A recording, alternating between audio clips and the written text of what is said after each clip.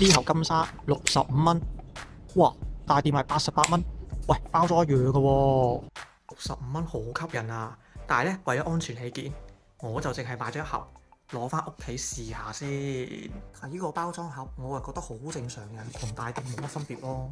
意大利，而且咧，佢個到期日期咧係2026年11月2號，唔係啲過期貨嚟㗎。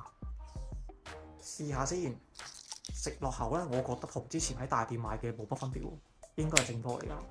咁就放心啦，因為咧，我真係要試食下先。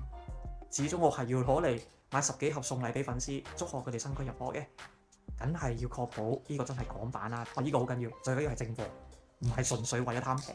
至於點解小店會平過大店咁多呢？明明都係同一個貨，同一個正版貨，都會平咁多。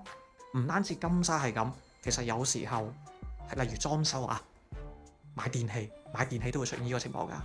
你去大店買電器係明顯貴過小店，但都係正貨，點解會咁呢？下回分解。